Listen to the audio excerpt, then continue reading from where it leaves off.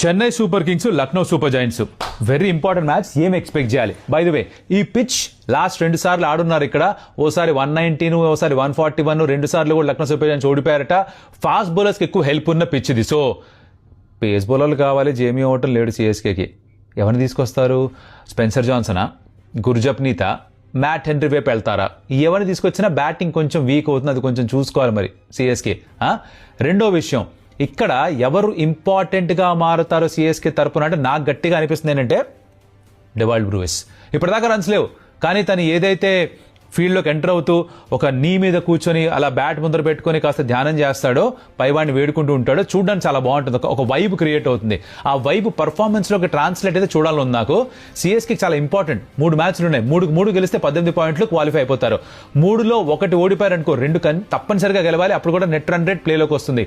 ఎల్ఎస్జీతో ఓడిపోయారనుకో, next game ఎస్ఆర్ఎస్తో virtual knockout గేమ్గా మారిపోతుంది. So ఆ pressure వద్దనుకుంటే ఇది గెలవాలి మరి లక్నో సూపర్ జైంట్స్ తోటి. జరుగుతుందంటారా?